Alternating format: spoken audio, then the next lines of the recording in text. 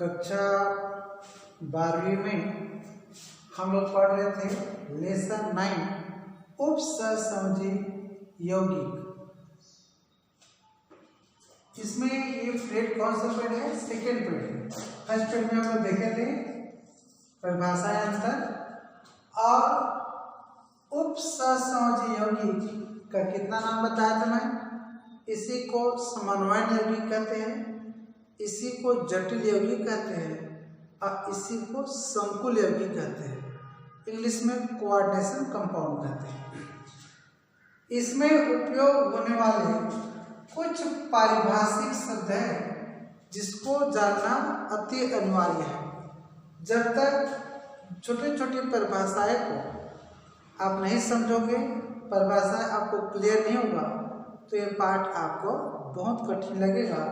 तो सबसे पहले हम लोग परिभाषा देखेंगे समन्वयन क्षेत्र। इसे समन्वयन मंडल भी कहते हैं। ठीक है, समन्वयन क्षेत्र या समन्वयन मंडल। एक उदाहरण से परिभाषा स्पष्ट करेंगे।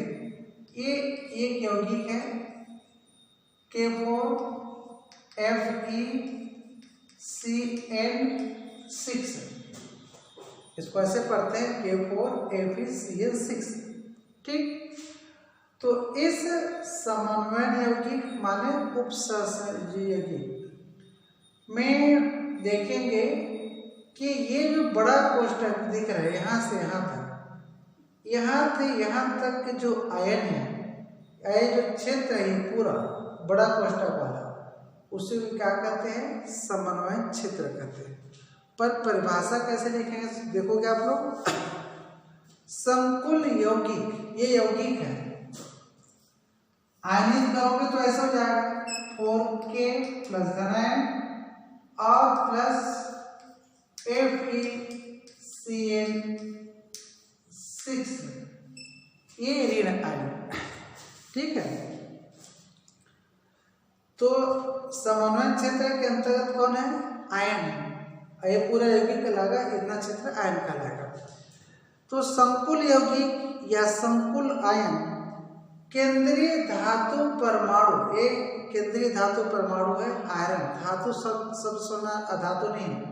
धातु आयन के चारों ओर एक आवरण सा बना होता है। क्या बना होता है? एक आवरण सा बना होता है। ये पूरा क्षेत्र यहाँ से यहाँ तक समन्वयन मंडल या समन्वयन क्षेत्र कहलाता है और इसे बड़े कोष्ठक में ही लिखा जाता है। ध्यान दोगे, क्या बोलोगे? इसे बड़े कोष्ठक में ही लिखा जाता है। इसमें पोटेशियम फेरोसाइनाइड में ये जो क्षेत्र है, यही क्षेत्र क्या कहलाएगा? समन्वयन मंडल या क्षेत्र। ठीक, पहला परिभाषा, केंद्रीय धातु परमाणु क्या होता है? परमाणु या आयन से चारों ओर घिरा हुआ समन्वयन मंडल कहलाएगा। इसे बड़े कोष्ठक से प्रदर्शित करते हैं। समन्वयन मंडल का पहचान बड़ा कोष्ठक। दूसरी परिभाषा हम लोग जो देखेंगे वो है केंद्रीय आयन। क्या देखेंगे? केंद्रीय आयन। केंद्रीय मतलब सेंट्रल होता है आयन। ये Fe, यहाँ पर केंद्रीय धातु परमाणु होते हैं। अलग किए तो आयन बन गया, आयन किए तो धन आयन और ऋण आयन। इसकी परिभाषा देखोगे, धन आयन अथवा परमाणु जो एक या अधिक उदासीन अणुओं या ऋण आयनों से समन्वयित होता है, क्या कहलाता है? केंद्रीय आयन कहलाता है। ये देखोगे आयरन, ये जो आयरन है कितने साइनाइड से घिरा है? 6 साइनाइड से घिरा है। दिख रहा Cl। तो ये जो आयन साइनाइड जो लिखे हम लोग, ये ऋण आयन है। क्या है? ऋण आयन। या फिर उदासीन, कई उदाहरण दे सकते हो आपको, जैसे Cu H2O मान लो A6 और ये, तो ये हो गया केंद्रीय धातु आयन। और ये जो घेरा है इसको, ये उदासीन है कि धन आवेशित है कि ऋण आवेशित, तो बताना उदासीन होता है पानी, साइनाइड यहाँ पर ऋण आवेशित होता है। तो केंद्रीय धातु परमाणु या तो ऋण आयन से या उदासीन परमाणुओं से, अणुओं से घिरा होता है, समन्वित होता है, मतलब घिरा होता है, क्या कहलाता है? केंद्रीय आयन कहलाता है। ठीक, दूसरी परिभाषा के बाद तीसरी परिभाषा देखेंगे हम लोग, वो है संलग्नी। तीसरी परिभाषा है इंपॉर्टेंट है, ध्यान रखें, संलग्नी, और इसको कहते हैं लिगेंड, हिंदी में भी लिगेंड लिखते हैं। ये लिगेंड क्या है? देखोगे कि परमाणु, अणु या आयन जो केंद्रीय धातु आयन से जुड़ा होता है लिगेंड कहलाता है। अभी एग्जांपल देखें तो उसमें देखेंगे K4 Fe A3 भी हो सकता है, फिर साइनाइड 6 ये। तो केंद्रीय धातु परमाणु कौन हुआ? ये अलग करेंगे तो आयन हो गया, धन आयन और ऋण आयन। तो केंद्रीय धातु आयन कौन हुआ? आयरन। ठीक है, आयरन किससे घिरा हुआ है? इस ऋण आयन से, साइनाइड से 6 है, मतलब 6 ऋण आयन से केंद्रीय धातु परमाणु क्या हुआ है? जुड़ा है। तो यही Cn जिसकी संख्या 6 है, यही कहलाएगा संलग्नी। ठीक है, वहां पर पानी देखे थे, कभी कभी इसके जगह में अमोनिया भी आता है, उदासीन होता है, ये भी उदासीन होता है। तो लिगेंड के समझी कक्षक में इलेक्ट्रॉनों का एकाकी युग्म इलेक्ट्रॉन होता है। शब्द समझोगे, कोई भी लिगेंड होगा, देखो कि लिगेंड पानी बताया उदासीन है, अमोनिया बताया उदासीन है, साइनाइड बताया उदासीन है। तो ये साइनाइड है, तो इस नाइट्रोजन में क्या उपस्थित है? लोन पेयर ऑफ इलेक्ट्रॉन, अर्थात एकाकी इलेक्ट्रॉन युग्म। H2O में देखोगे तो ऑक्सीजन में होता है, NH3 में देखोगे तो नाइट्रोजन में होता है। तो जिसमें एकाकी युग्म इलेक्ट्रॉन अर्थात लोन पेयर होगा, वही दान करके केंद्रीय धातु परमाणु से जुड़ेगा। तो यही सब क्या कहलाता है? लिगेंड कहलाता है। और एकाकी युग्म इलेक्ट्रॉन किसको देके जुड़ा? केंद्रीय धातु आयन को।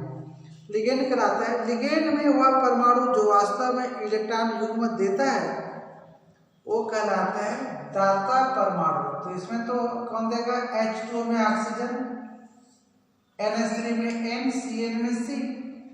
तो दाता परमाणु अर्थात उपसहसंयोजी परमाणु कहलाता है।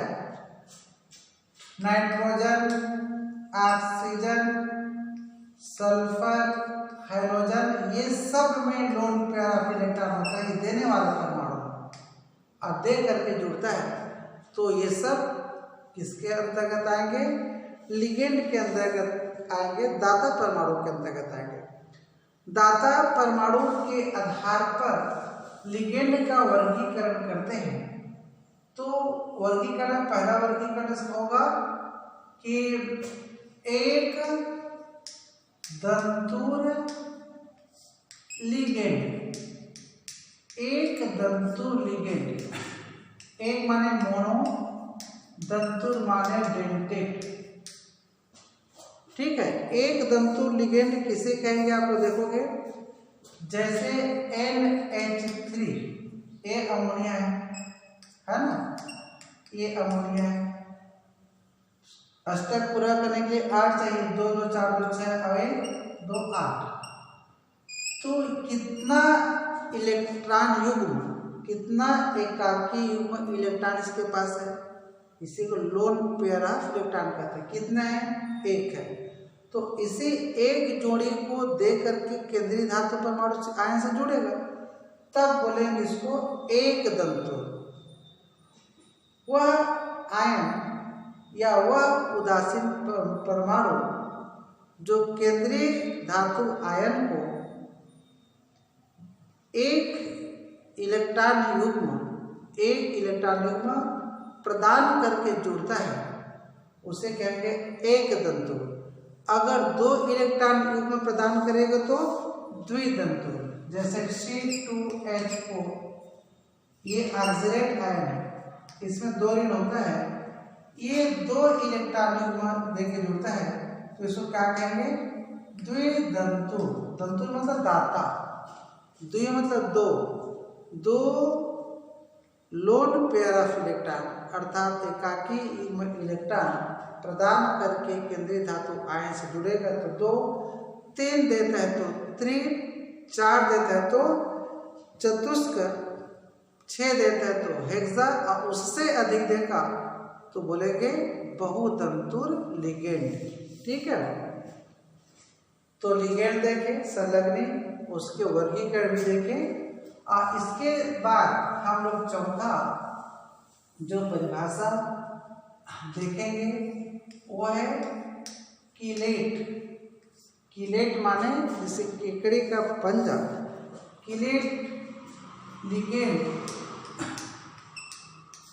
तथा कीलेट, इंग्लिश में चीलेट ऐसे ही बोलते हैं। कीलेट लिगेंड एवं कीलेट्स कई होते हैं कीलेट्स। ये क्या है इसको आपको समझना है। जब कोई बहुदंतुर समझ में आ गया ना, बहुत मतलब 6 से अधिक इलेक्ट्रॉन युग्म प्रदान करने वाले लिगेंड एक साथ धातु आयन से कई दाता परमाणु से इस प्रकार जुड़ा होता है कि एक रिंग बन जाता है, वलय ये रिंग बन जाता है तो इसे किलेटी रिंग कहते हैं। उस रिंग को क्या कहते हैं? किलेटी रिंग कहते हैं। ऐसे लिगेंड को किलेटी लिगेंड एवं बने हुए जटिल यौगिक को धातु लिगेंड कहते हैं और क्रिया कहलाती है इसका किलेशन। क्या कहलाती है? किलेशन। एक एग्जाम्पल से आप लोग इसको समझोगे, उदाहरण से किलेटी लिगेंड को। ये जैसे एक उदाहरण बता रहा हूं आपको, एथिलीन डाइएमीन। इस ethylene diamine Cu+ copper ion के साथ क्या बनाता है? कीलेट बनाता है, कीलेट बनाता है। ठीक है, कॉपर आयन के साथ ये देखोगे ये Cu हो गया कॉपर, ये एथिलीन बोले तो NH2 NH2 NH2 NH2 ethylene CH2 बन CH2 CH2 बॉन्ड CH2। ठीक है, एकाकी इलेक्ट्रॉन किसके पास है? नाइट्रोजन के पास, इसको देके जुड़ा, इसके पास भी है, इसको देके जुड़ा। ठीक है, इस प्रकार से एकाकी इलेक्ट्रॉन को दिया केंद्रीय धातु आयन को। तो अब ये जो आयन है एथिलीन C2H4 डाइएमीन, 2 एमीन है। ठीक, वैसे इधर भी है Cu++ आयन के साथ क्या बनाया? किलेट बनाया। क्या बनाया? किलेट बनाता है। तो ये पंजे के समान दिख रहे है ना, किलेट बन केकड़े के पंजे के समान। तो इस प्रकार इसका नाम एथिलीन डाइएमीन Cu++ आयन के साथ किलेट बनाया। केंद्रीय धातु परमाणु एकाकी इलेक्ट्रॉन प्रदान करने वाले और ये है एथिलीन। इस प्रकार से किलेट लिगेंड्स और किलेशन को आप लोग समझे। अब देखेंगे 5वीं परिभाषा, वो है समन्वयन क्षेत्र। क्या? समन्वयन क्षेत्र।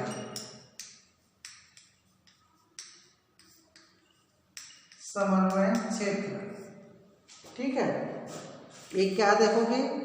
केंद्रीय धातु परमाणु एवं लिगेंड जो कि सीधे जुड़े होते हैं एक कोष्ठक के अंदर रहता है और इसे ही क्या कहते हैं? उपसहसंयोजी क्षेत्र या समन्वयन क्षेत्र कहते हैं। इस कोष्ठक के बाहर जो भी रहेगा वो सब क्या कहलाएगा? आयनीकरण क्षेत्र। क्या कहलाएगा? आयनीकरण क्षेत्र। एक उदाहरण से देखो, ये हो गया सी, ठीक है। क्या हो गया? ये कॉपर, और ये उदासीन परमाणु Ame4, ये बड़ा, ठीक। यहाँ तो समझ आ गया। और यहाँ है SO4, टेट्राएमीन कॉपर 2 सल्फेट इसका नाम है। अब इसमें हम लोग बांटेंगे तो सबसे पहले ये जो क्षेत्र है, ये वाला बड़ा कोष्ठक वाला, एक कहलाता है उप सहसंयोजी क्षेत्र, ठीक। और उसके बाद ये जो कॉपर है ये कहलाता है केंद्रीय धातु। क्लियर हो गया? आयनित होगा तो केंद्रीय धातु आयन।